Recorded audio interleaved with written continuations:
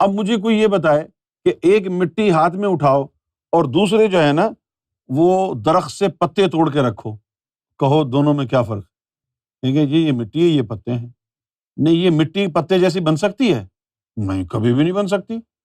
یہ ہری ہے، یہ مٹی جو ہے عجیب و غریب کلر ہے اس کا، لیکن اللہ نے اس کو کیسے مٹی سے پتا بنایا؟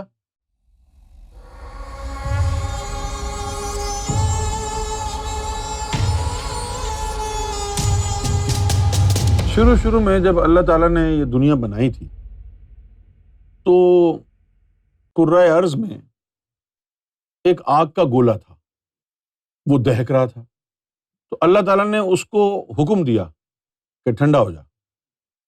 اچھا، اب کیا ہوگا جب وہ ٹھنڈا ہوگا؟ تو کوئی لکڑی جل رہی ہے لال سرخ، اور اب آپ اگر آگ بجھا دیں تو جب آگ بجھے گی تو اس کے اوپر راکھ جو ہے نمودار ہو جائے گی، ہوگی کہ نہیں؟ راکھ۔ اسی طرح جب اس آگ کے گولے کو حکم ہوا کہ ٹھنڈا ہو جا تو اوپر کی سطح پر راکھ بن گئی اور ادھر ادھر تتر بتر ہو گئی، منتشر ہو گئی۔ اب کیا ہوتا ہے؟ تو اب آپ سنیں یہاں سے کہ ٹھنڈا ہونے کے بعد وہ راکھ الگ ہو گئی۔ اب اللہ نے اس راکھ میں روح جمادی بھیجی تو وہ پتھر ہو گئی۔ پھر اللہ تعالیٰ نے اس پتھر کے اندر روح نباتی ڈالی تو گھاس پھوس درخت پرند یہ ساری چیزیں اگائیں۔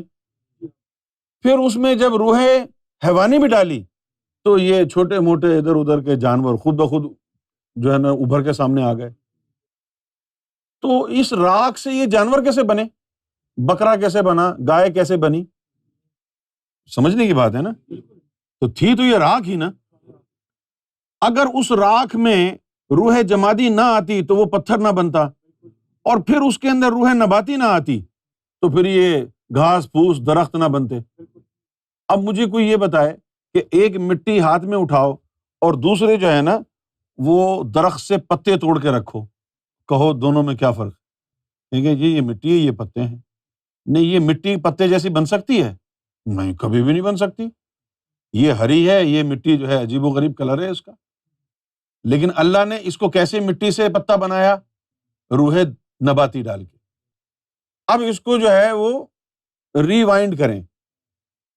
آگ کا گولا ٹھنڈا ہو گیا، راکھ بن گئی، راکھ میں روح جمادی ڈالی، پہاڑ بن گئے، پتھر بن گئے، ان کے اندر نباتی روح ڈالی، گھاس پھوس درخت بن گئے، پھر حیوانی روح ڈالی تو یہ سارے چرند پرند اور حشرات الارض اور دابت الارض۔ حشرات الارض وہ ہیں جو زمین کے اوپر رینگنے والے جانور ہیں، اور دابت الارض وہ ہیں جو زمین کے نیچے اندر زمین کے بستے ہیں، وہ دابت الارض ہیں، زمینی کیڑے جیسے ارتھ ورم ہوتا ہے۔ اب یہ سب کچھ بن گئے، سمجھ گئے آپ؟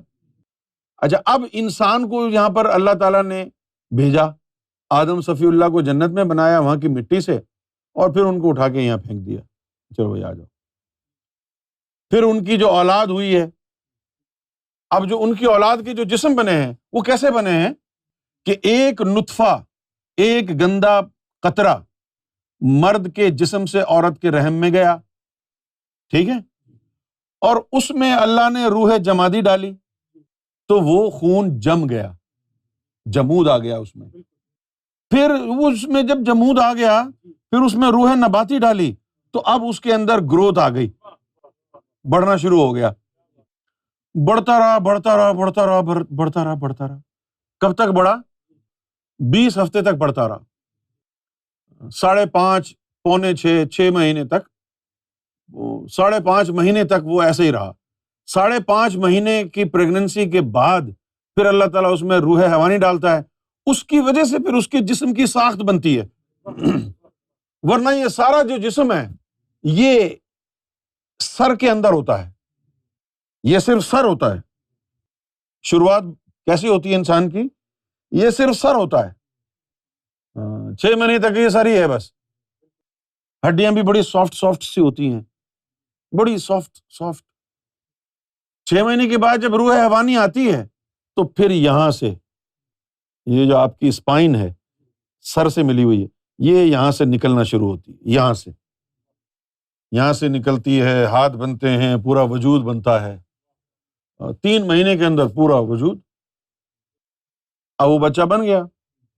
پھر جب وہ باہر آیا ماں کے پیٹ سے، اس وقت یہ 7 لطیفے اس کے اندر ڈالے گئے، پھر وہ انسان ہوا۔ اب جب وہ مرے گا تو وہ تمام چیزیں نکال کے روحیں نکال لیں گے نا، تو اب صرف جسم رہ گیا، اب وہ جسم کا تو کچھ کرنا نہیں ہے نا، بیکار ہے نا جسم، تو پھر کیا کریں گے؟ اب وہ جو جسم تمہارے کام کا نہیں رہا تو پھر کیا ہوگا؟ اس کے اندر اللہ تعالیٰ روح حیوانی نکال لے گا تو اس کی شیپ بگڑ جائے گی نا۔ میت کے لیے کہا جاتا ہے کہ اس کو زیادہ دیر انتظار نہ کراؤ، کیونکہ شیپ بگڑنا شروع ہو جاتی ہے۔ جسم کی ساخت جو ہے وہ بگڑنا کیوں شروع ہوتی ہے؟ کیونکہ جس کی وجہ سے جسم کی ساخت برقرار ہے وہ روح حیوانی ہے، وہ نکل گئی تو ساخت اب بگڑتی جائے گی نا۔ وہ نکال لی تو جسم کی ساخت بگڑنا شروع ہو گئی۔ روح نباتی بھی نکل گئی تو اب اس میں کوئی گروتھ نہیں رہے گی، خون کی گردش نہیں ہوگی، سارا جسم ٹھنڈا ہو جائے گا۔ پھر اس کے بعد اس میں سے روح جمادی بھی نکال لیتا ہے تو پھر وہ ہڈیاں بھی گھل جاتی ہیں۔ جب یہ ساری چیزیں نکل گئیں تو راکھ رہ گئی نا۔ یہ ساری چیزیں نکل گئیں، راکھ رہ گئی، مٹی میں مل گئی، چاہے ذاکر قلبی ہو یا کوئی ولی ہو، جو چیز راکھ ہی تھی نا وہ تو جو روحیں نکل گئی تو پھر راکھ ہی رہ گئی نا ساری، بھلے ذاکر قلبی ہو یا عام انسان ہو۔ ہاں بھئی یہ بات سمجھ میں آ گئی ہے کہ جسم مٹی میں کیوں مل جاتا ہے؟ مٹی تو تھا، مٹی نہیں تھا۔ اب اگر اللہ تعالیٰ دنیا میں سے جو وہ قرآن مجید میں آیا نا، لوگ پڑھ کے اللہ کی شان میں قصیدے پڑھتے ہیں کہ کیا قدرت ہے، تو بات تو سمجھنے کی کوشش کرو۔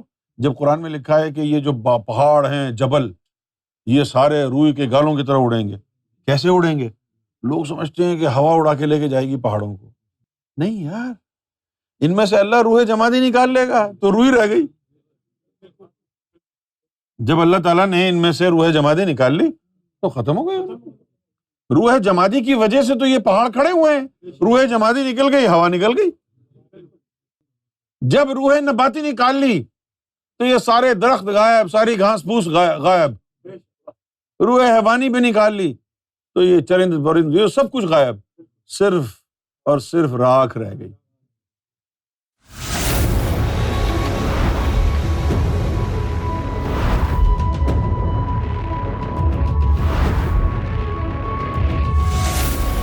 Amra TV, the place